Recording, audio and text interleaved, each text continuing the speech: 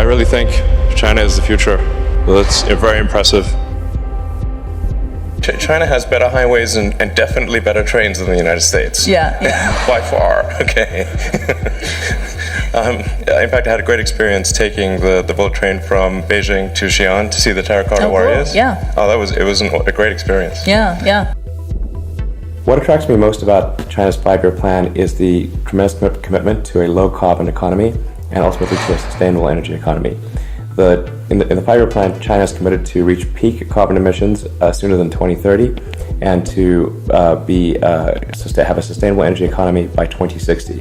These are very aggressive goals, and I think they're great goals. I wish more countries actually had these goals. I'm very confident about Tesla's future in China. The Chinese economy, I think, is going to do extremely well over the next decade and will become the biggest economy in the world. And it's also committed to a sustainable energy future, and Tesla is doing both of those things.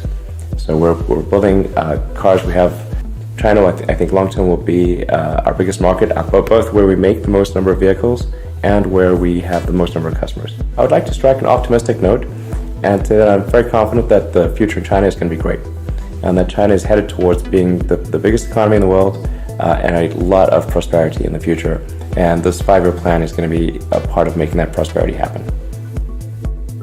Let's talk about China. China is the world's largest auto market. China is also, it's a growing electric vehicle market too. It's soon to be the world's largest there. China needs your technology. Is China really aware of that? Do you get that sense? Yes, China is definitely aware of Tesla. I've had a number of high-level meetings with the Chinese government. And in fact, the Minister of Finance recently mentioned Tesla in a speech that he gave. Oh wow! As a good example. Yeah. Actually, he likes what we're doing. Which is a good thing. Yeah, absolutely. And then last year we, in an effort to help the rest of industry and just sort of kind of be a good neighbor, we open sourced all of our patents. So any company in China or elsewhere can use our patents to create electric vehicles. Oh, wow. So we actually have a supercharging network throughout China. You can go, at this point, almost anywhere in China using the Tesla supercharger network. And we've actually had people drive all the way from Beijing to Tibet. Yeah. So it's wow. Yeah, in a Model S. Wow, that's incredible. Yeah. We've talked about innovation in China, and I thought your answer was really interesting, and it'd be cool to share it with the audience here.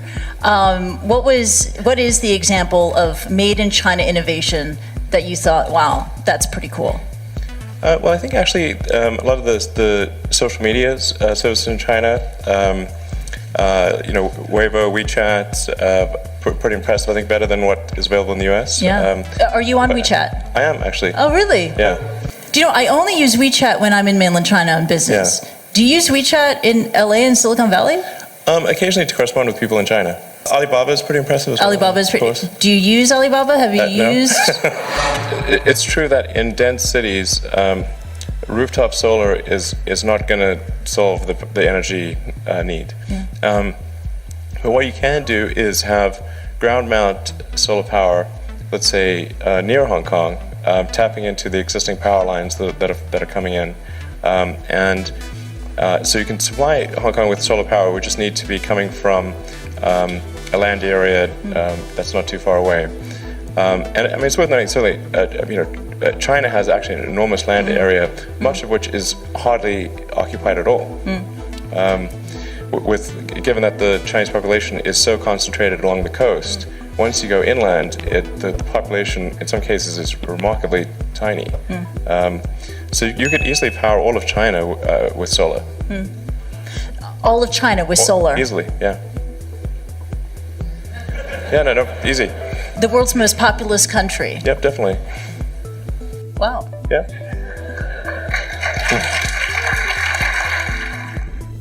I'm really excited to be here in Shanghai for the Shanghai Gigafactory, which is, I think the Tesla China team has done an amazing job, really mind-blowing.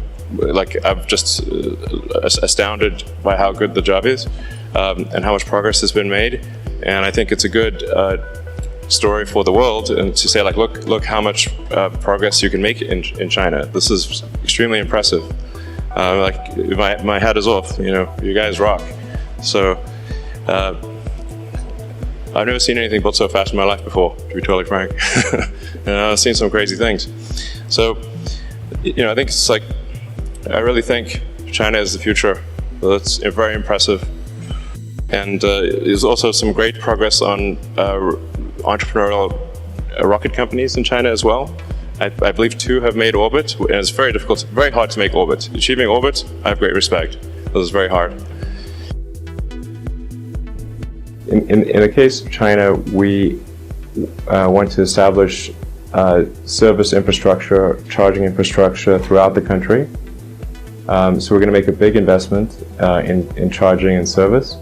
And then probably in about 3 or 4 years, we expect to do local production of cars. Because it's not going to make sense long term to be transporting cars from California to China. It makes more sense to do local market production. And I think we'll probably have an engineering and development center in China as well. What is your plan to build the charging network in China? So we have a technology called the Supercharger, which is a very high-speed charging capability. And we are going to be placing superchargers throughout China. So you'll be able to drive almost anywhere. Maybe not the desert in the interior, but almost anywhere on the coast, let's say. And using the Tesla Supercharger network. And our superchargers combine high-speed charging with solar panels, which is an important combination to address both the generation of energy and the use of energy. So you don't have to work with like a safe grid. We don't have to, and it's possible for us to make the charging stations completely independent of the grid. Because we also add a stationary battery pack. So the solar panels charge the stationary battery pack, which charges the car, which gives a 24-hour-a-day charging capability. However, it's usually still advantageous to connect to the grid because there are times when we will produce excess energy that we can then provide back to the grid because we want each charge station to be energy positive. In fact, I didn't even realize that I was well known in China. I didn't realize that at all. So, so it was kind of a surprise. But certainly, I feel very honored and very well received and feel very welcome.